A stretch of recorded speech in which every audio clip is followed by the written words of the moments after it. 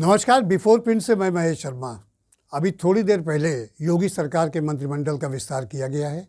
7 मंत्रियों ने शपथ ली है और इसमें हर जाति वर्ग को, जैसे ब्राह्मण, ओबीसी, दलित, इनको फोकस किया गया है, इनको स्थान दिया गया है इसमें।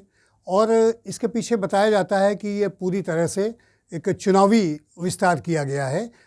2022 में चुनाव होने हैं, फरवरी मार्च के महीने में। मेरा ख्याल लगभग 6 महीने के आसपास भी रह गए होंगे। तो ऐसे में ये मंत्रिमंडल विस्तार में जो मंत्री बने हैं वो 6 महीने ही बने रहेंगे। आगे सरकार योगी की बनती है या किसी और की बनती है, और योगी की सरकार बनने पर भी इन्हें समायोजित किया जाता है या नहीं किया जाता है, ये बात की बात है। लेकिन फ़िलहाल बीजेपी ने ये संदेश देने की पूरी कोशिश की है कि वो हर जाति वर्ग को साथ लेकर चल रही है। आपको बता दें कि 2017 का चुनाव भी बीजेपी ने इसी पर लड़ा था, जाति के आधार पर। उस समय केशव प्रसाद मौर्य बीजेपी के प्रदेश अध्यक्ष थे और वो बीजेपी के एक बैकवर्ड फेस के रूप में जाने जाते हैं। और ये कहने में मुझे कोई गुरेज नहीं होगा कि पूर्वांचल में बीजेपी ने सबसे ज़्यादा 111 सीटें गेंद की, उसमें मैक्सिमम ओबीसी के लोग थे और इसका श्रेय बाकायदे केशव प्रसाद मौर्य को दिया गया था। पूर्वांचल के अलावा यूपी के अन्य क्षेत्रों में, सेंट्रल यूपी हो या आपका बुंदेलखंड का क्षेत्र हो, पश्चिम उत्तर प्रदेश का क्षेत्र हो, रुहेलखंड हो, तो यहाँ पर भी जातिगत आधार पे जो टिकटों का वितरण हुआ तो उसके अकॉर्डिंगली सीटें भी बीजेपी ने जीती। और सबसे ज़्यादा जो समझिए लगभग 40% वोट ओबीसी का बताया जाता है उत्तर प्रदेश में। और उसके सर्वमान्य नेता कल्याण सिंह कभी हुआ करते थे। तो केशव प्रसाद उस रास्ते पर धीरे धीरे बढ़े और इसके साथ ही साथ उसका लाभ बीजेपी को मिला। अन्य कारण भी हो सकते हैं, मोदी का फेस था। तो अब स्थितियां वही की वही फिर आ रही हैं, क्योंकि 2022 का चुनाव भी बीजेपी जातिगत आधार पर ही लड़ने जा रही है। उसने ओबीसी को साधा, उसने ब्राह्मण को साधा, उसने दलित को यानी अनुसूचित जात, जनजाति को भी प्रतिनिधित्व दिया गया इस मंत्रिमंडल में। यहाँ तक कि उन्होंने एक संतुलन बनाए रखने के लिए सारी चीज़ें कि अपने जो खांचे हैं वो उन्होंने फिट किए कि हमें कहाँ पे किन किन जगह पर किन किन क्षेत्रों में हमें माइलेज मिल सकता है। क्योंकि भाजपा को अगले चुनाव में जो चुनौती मिल रही है वो मिल रही है समाजवादी पार्टी से, वो मिल रही है बहुजन समाज पार्टी से और थोड़ा बहुत कांग्रेस से। हालांकि प्रियंका गांधी के आने के बाद कांग्रेस में थोड़ी तेज़ी आई है, पर वो चुनौती देने की स्थिति में फ़िलहाल बिल्कुल ही नहीं दिखती है। हाँ, समाजवादी पार्टी और छोटे दलों से गठबंधन कर रही है, जो अखिलेश यादव का भी बयान आया था कि छोटी पार्टियां उनके साथ आ रही हैं। इससे पहले कि वो छोटी पार्टियों के साथ अपना गठबंधन घोषित करें, बीजेपी ने धर्मेंद्र प्रधान आए, जो प्रभारी मंत्री, केंद्रीय मंत्री हैं और यूपी के प्रभारी बनाए गए हैं, तो वो आए तो उन्होंने घोषणा कर दी कि निषाद पार्टी और अपना दल, इनके साथ मिल के चुनाव बीजेपी लड़ेगी, यानी सीट शेयरिंग होगी। कितनी होगी वो तो बाद में तय होगा, लेकिन ये उन्होंने आधिकारिक घोषणा कर दी।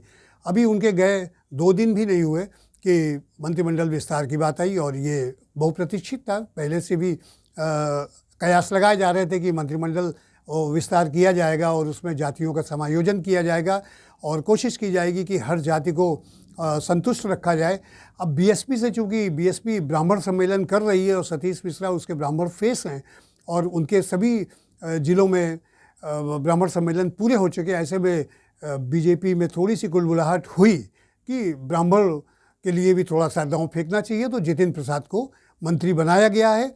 और हालांकि लगभग कोई 11% बताता है, कोई 13% बताता है। यूपी में लगभग 13% ब्राह्मण मतदाता हैं और इस 13% का 80% मतदान बीजेपी के पक्ष में 2017 में हुआ था।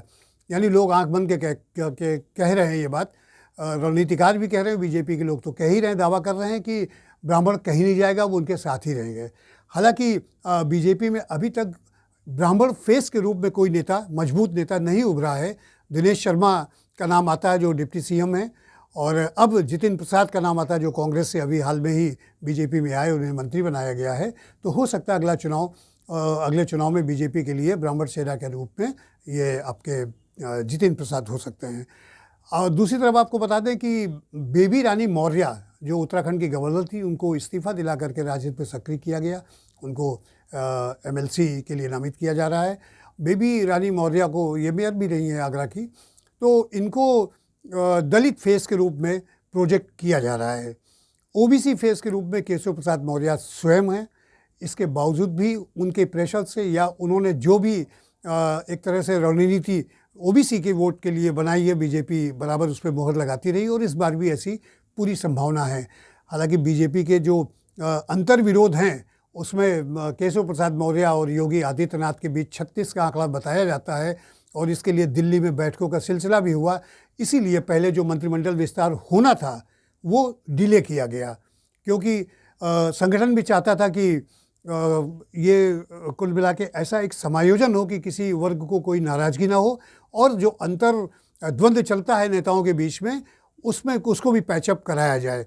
दावा तो किया गया कि ये हो गया है और योगी की फेस पर ही चुनाव लड़ा जाएगा, लेकिन कहीं ना कहीं कुछ ना कुछ अभी भी खटास बाकी है, क्योंकि बीजेपी की हिस्ट्री में पहली बार मैं दोबारा कह रहा हूँ इस बात को कि संगठन को आगे ना करके बीजेपी ने मंत्रियों पे भरोसा किया है।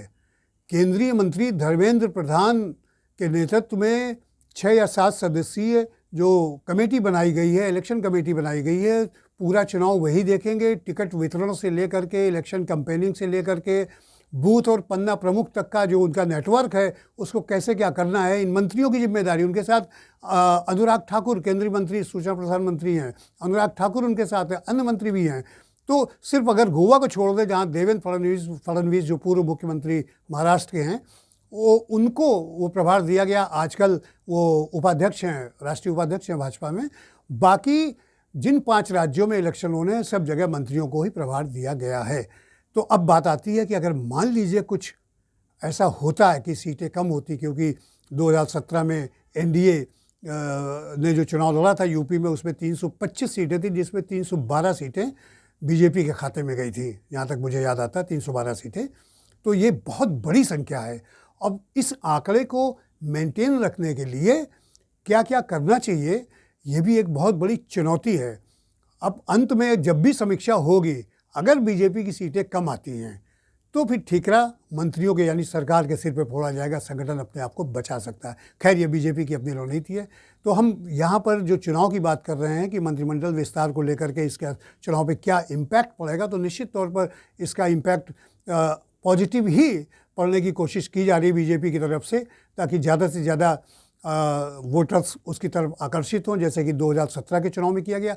एक बात जो बहुत इम्पॉर्टेंट है वो मैं ये बताना चाहता हूँ कि बीजेपी ने अयोध्या में जो राम मंदिर निर्माण हो रहा है उसको एक अपनी ऐतिहासिक और बेहतरीन उपलब्धि के रूप में भी प्रचारित करने का निर्णय लिया है और इसको एक मुद्दा बना करके जनता के बीच में बीजेपी जाएगी कि हमने ये कर दिखाया। क्योंकि राम मंदिर निर्माण एक आस्था का सवाल था, लोगों की आस्था इस मंदिर से जुड़ी हुई है, तो निश्चित तौर पर हिंदू वर्ग बीजेपी के साथ आ सकता है। लेकिन बीजेपी चूँकि समाजवादी पार्टी, बहुजन समाज पार्टी, कांग्रेस ये सब जातीयता की राजनीति कर रहे हैं, ऐसी स्थिति में बीजेपी का ये दांव है कि हम उन्हें वहाँ भी घेरेंगे।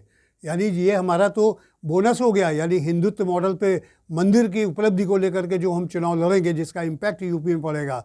तो अब हम अगर जातीय संतुलन साधने में कारगर हो जाते हैं, सफल हो जाते हैं, कामयाब हो जाते हैं, तो निश्चित तौर पर ये वोट भी हमारे साथ जुड़ेगा। तो जो 325 एनडीए चूँकि लड़ी थी चुनाव, बीजेपी लीड कर रही है, बाकी उसके छोटे छोटे पार्टियाँ उसके घटक हैं, तो वो 325 का आंकड़ा ये पार करने की कोशिश बीजेपी पूरी तरह से कर रही है।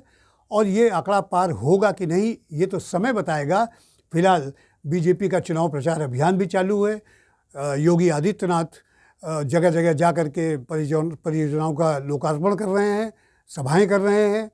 उधर समाजवादी पार्टी, बसपा, कांग्रेस ये पार्टियां भी तेज़ी से चल रही, छोटी छोटी पार्टियों को अपने साथ जोड़ रही हैं। तो बिल्कुल अभी अधिसूचना तो नहीं जारी हुई है, लेकिन इलेक्शन कैंपेन इन दलों में ताबड़तोड़ शुरू हो गया और बीजेपी इसमें सबसे आगे है।